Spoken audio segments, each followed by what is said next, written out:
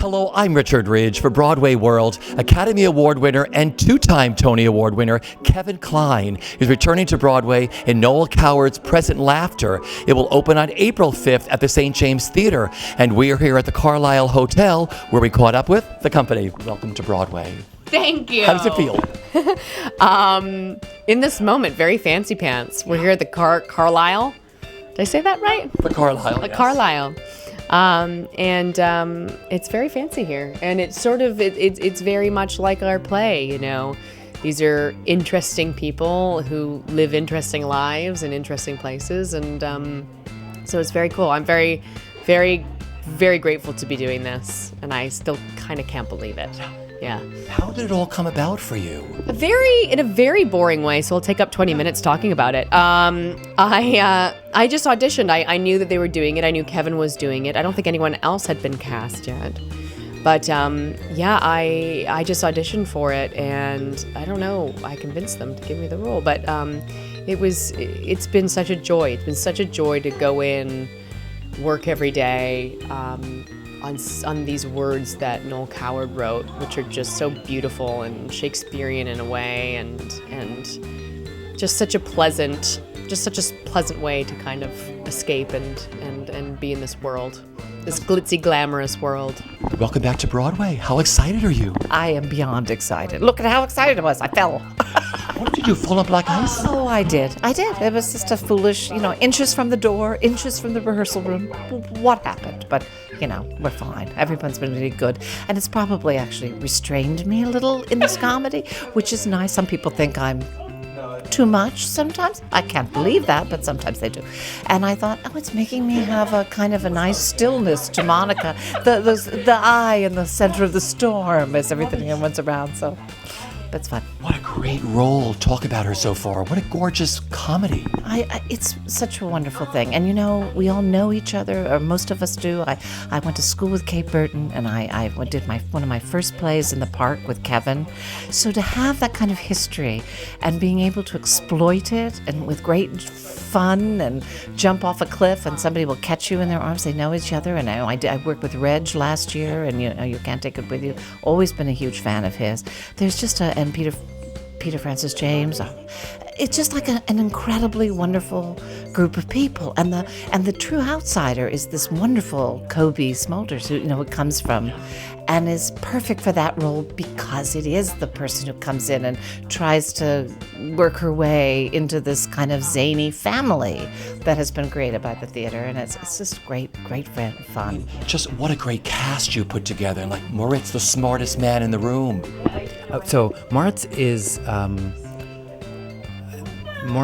the most extraordinary director, particularly for this material, because he is all about, yes, the comedy, and yes, it's going to be gut-bustingly hysterical, but it's going to be that because of the foundation and the relationships and the reality and the flaws of these people that is beneath, and that's why it's funny. It's not funny because it's just wordplay. And that's what Moritz brings to it.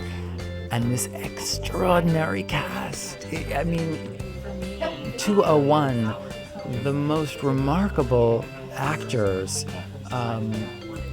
who have such agility with these characters and with these words and with each other. And every rehearsal it gets deeper and richer and frothier. And Kate Burton has a line as Liz in the show that says, "Isn't it? It's all rather fragrant," and it is all rather fragrant. Welcome to Broadway. Thank you. How does it feel so far? It feels amazing. I can't believe I'm here with you, with all of this. It's great. So how did you find out you got this? What was your process to be like, I'm going to come to Broadway in Present Laughter? Good question. So I was doing The Wolves at the time, Sarah DeLap's The Wolves, which is like a very near and dear project to my heart. So we had done it once at the Duke, and then we were on sort of a hiatus before we found out we were doing it again. And in between, in that month, I sent in a tape for this show, and then I ended up reading in the room, and then the next callback was reading with Kevin Kline. So I was like folding him over chairs and just like, yeah. So I found out an hour after that call back that I got it. And Where were you when you got the call? I was eating sushi preparing for another callback, and my agent said, where are you? What are you doing? I said, I'm eating. He said, put your chopsticks down. I have something to tell you.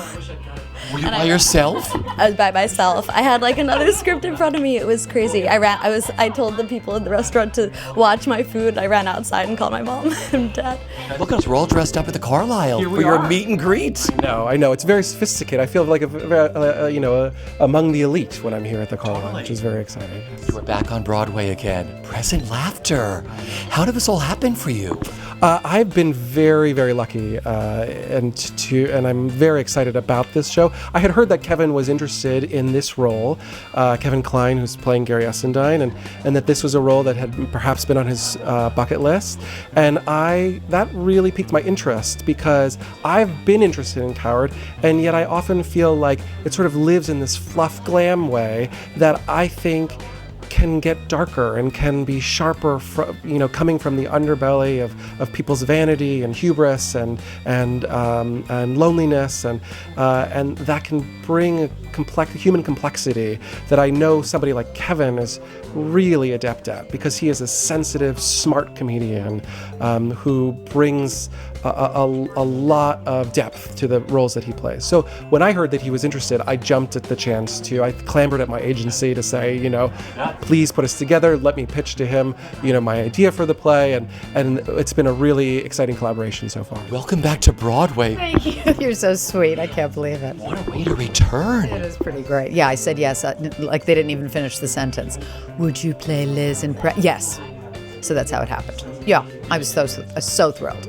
You have a history with this. You made your tell me, yeah? Yes, well, so 35 years ago, I graduated from the Yale School of Drama on a Monday, and on a Tuesday, I began rehearsals as Daphne, Tedra Milan's role, with George C. Scott as Gary Essendine. He also directed the show. And I met Nathan Lane, who was playing Roland Mall, and I met Dana Ivey, who was playing Monica, Jim Pittick, who was playing Fred, and I met my future husband, Michael Ritchie, who was the production stage manager, who now runs Center Theater Group in Los Angeles. So the Amundsen and the Taper. So it was a good day. Reg, welcome back to Broadway. What a way to return. What's it been like so far? It's terrific. It's such a delightful group. You keep doing plays and you work with people and more it's getting to be where you get in the room and you go, that's nice. It's nice. It's a nice group. It's a good group. Everybody's great in their own way. Kevin is going to be just fantastic. And I'm just excited to be a part of it. This is one of my all-time favorite Noel Coward plays. What's it like for you? I think it's his most personal play. What's it like living in the whole Coward world? It's unique. It is unique. The play is unique. It has It's a curious hybrid of near farce, light comedy. He wrote it for himself. It's not a caricature, but it is an exaggerated, at times poetic, at times a compressed, heightened, certainly a version of himself. And it's also every famous, too successful actor for whom the adulation and adoration of the public has gotten to him in some good ways, in some ways not so good. So the actor playing it, I guess, has to do what he did, which is you have to draw on your own take on what all that means. Celebrity, success, failure, personal life, public life, all those themes run rampant through the play. Finally, what are you looking forward to the most with doing this play on Broadway? Surviving 8 shows a week. I'm looking forward to that. What I'm really looking forward to be perfectly candid, the joy of the repetition of doing 8 shows a week with a wonderful company of actors. And the little changes and little things, and the audiences are all different, and especially for a play like this. I mean, some comedies are, that's a laugh every night. This one hopes there'll be different nights, different character to the whole event. Not that different. I mean, the play's the play, but I think it'll be fun to explore that, to experience that. That's what I'm looking forward to.